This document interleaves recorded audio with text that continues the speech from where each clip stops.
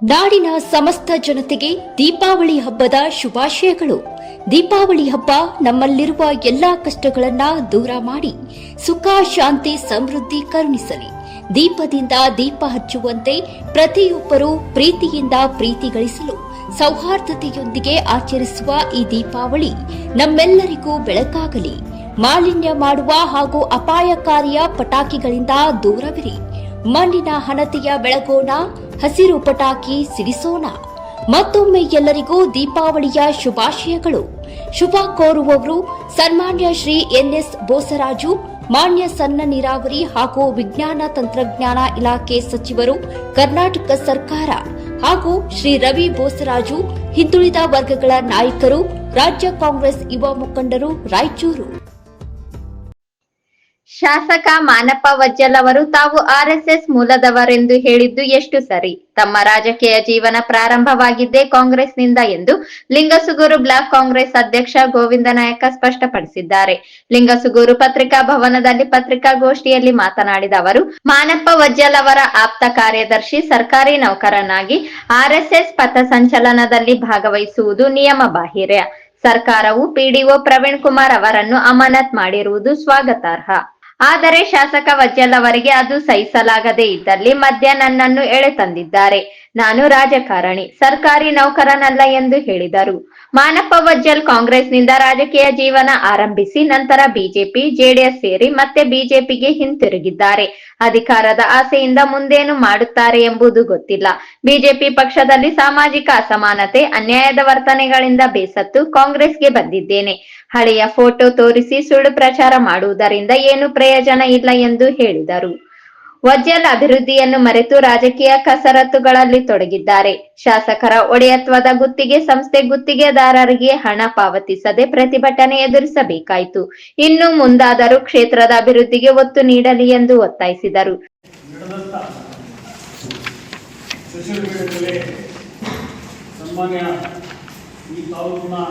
ಶಾಸಕರಾದಂತಹ ಮಾನಪ್ಪ ವಜ್ಜಲ್ ಅವರು ಮೊನ್ನೆ ನಡೆದಿರ್ತಕ್ಕಂಥ 12/10/2025 100 ವರ್ಷದ ಸಂಭ್ರಮಾಚರಣೆಯಲ್ಲಿ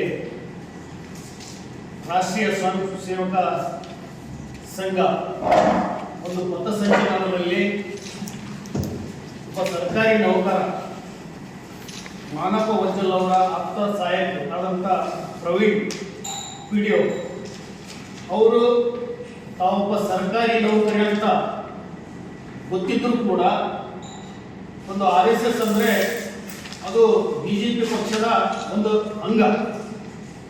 ಆರ್ಎಸ್ಎಸ್ ಮತ್ತು ಬಿಜೆಪಿ ಅಂದರೆ ಯಾವುದೇ ತಪ್ಪಾಗಲಿಕ್ಕಿಲ್ಲ.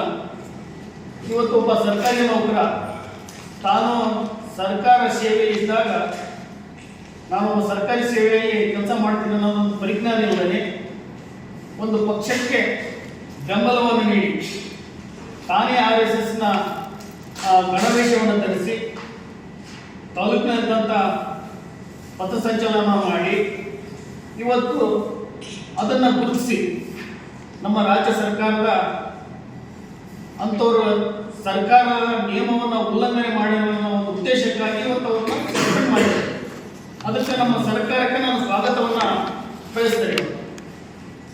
ತಾವು ಮಾನಪ್ಪ ವಜ್ಜಲ್ ಅವರು ನಿನ್ನೆ ಏನು ಹೇಳಿದ್ರಪ್ಪ ಅಂದರೆ, ಈ ಹಿಂದೆ ನಾವು ಕೂಡ ಬಿಜೆಪಿ ಪಕ್ಷದಲ್ಲಿ ಇದ್ವಿ. ಆ ಒಂದು ಬಿಜೆಪಿ ಪಕ್ಷದಲ್ಲಿ ಒಂದು ತತ್ವ ಸಿದ್ಧಾಂತ ಏನಿತ್ತಪ್ಪ ಅಂದರೆ, ಒಬ್ಬ ಶಾಸಕರು ಮಾನಪ್ಪ ವಜ್ಜಲ್ ಇಲ್ಲ, ನೀವೆಲ್ಲರೂ ಇವತ್ತು ಮಂಡಲ ಪ್ರಧಾನ ಕಾರ್ಯದರ್ಶಿಗಳಿದ್ರಿ, ನೀವು ಡ್ರೆಸ್ ಹಾಕಿರ್ಬೇಕಂದ್ರೆ ನಾವು ಹಾಕಿದ್ದೀವಿ. ಯಾವುದೇ ಇಲ್ಲಿ ಸುಳ್ಳು ಮೊರೆ ಮಾಚಿಕೆ ಅಂತ ಏನಿಲ್ಲ. ನಾವು ರಾಜಕಾರಣಿಗಳು, ನಾನು ಯಾವೊಬ್ಬ ಸರ್ಕಾರಿ ನೌಕರಲ್ಲ. ಸರ್ಕಾರಿ ನೌಕರಿಗೆ ತಮ್ಮದೇ ಆದಂಥ ಒಂದು ನಿರ್ಬಂಧನೆಗಳಿದ್ದಾವೆ, ನಮಗೆ ಯಾವುದೇ ನಿರ್ಬಂಧನೆಗಳಿಲ್ಲ. ಇವತ್ತು ಮಾನಪ್ಪ ವಜ್ಜಲ್ ಅವರು ಫಸ್ಟ್ ತಾವು ಯಾವ ಪಕ್ಷದಾಗಿದ್ರು ಫಸ್ಟ್ ಅವ್ರನ್ನ ಹೇಳಬೇಕು. ತಾವು ಮೊದಲ ವಜದಲ್ಲಿದ್ದಾಗ ಕಾಂಗ್ರೆಸ್ ಒಂದು ಬೆಂಬಲದ ಒಬ್ಬ ಮುಖಂಡರಾಗಿ ಕೆಲಸ ಮಾಡಿದಂಥವ್ರು.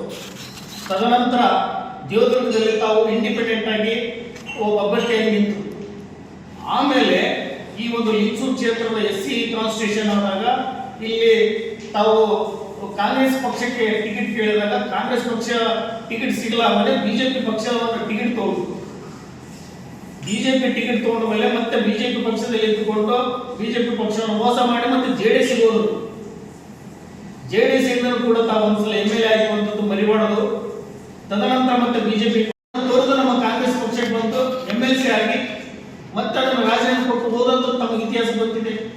ಇವತ್ತ DCM ಆದಂತವ್ರು ಲಕ್ಷ್ಮಣ ಸವದಿ ಅಂತವ್ರು, ಅವರು ಕೂಡ ಮೂಲತಃ ಬಿಜೆಪಿಯಿಂದ ಬಂದಂತವ್ರು.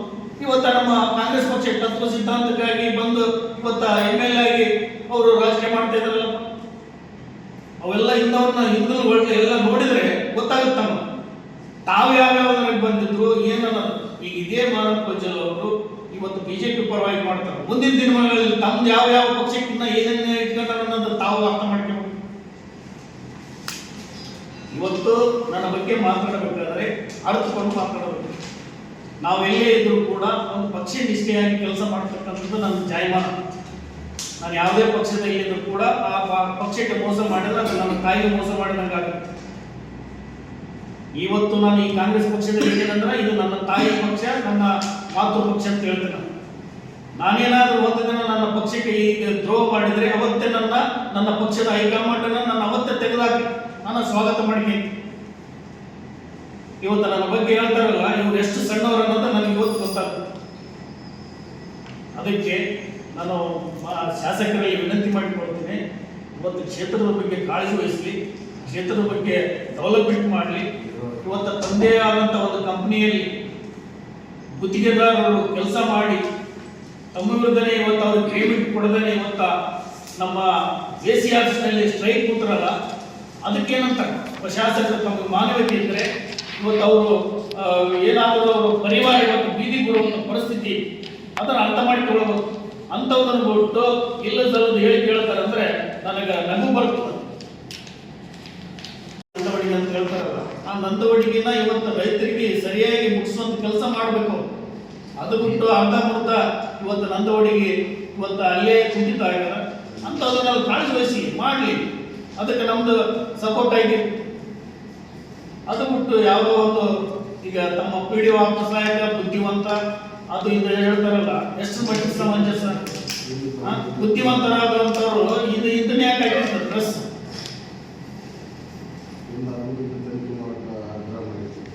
ಹಿಂದಕ್ಕೆ ತನ್ನ ಆಪ್ತ ಸಹಾಯಕರ ವಿರುದ್ಧನೇ ತಾನೇ ತನಿಖೆಗೆ ಆದೇಶ ಮಾಡಿರ್ತಾರೆ.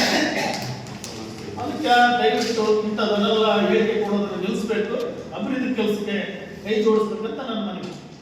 ಸುದ್ದಿಗೋಷ್ಠಿಯಲ್ಲಿ APMC ಅಧ್ಯಕ್ಷ ಅಮರೇಶ್ ಹಿರೇಹೊಸೂರು, ಕಾಂಗ್ರೆಸ್ ಮುಖಂಡರು H ಮುದುಕಪ್ಪ ವಕೀಲ್, ಸಂಜೀವಪ್ಪ ಚಲುವಾದಿ, ಸಂತೋಷ್ ಸೊಪ್ಪಿನಮಠ, ಉಮೇಶ್ ಹುಣಕುಂಟಿ, ನೀಲಪ್ಪ ಪಾವರ್ ಮತ್ತು ಜೀವನ್ ಕುಮಾರ್ ಇದ್ದರು.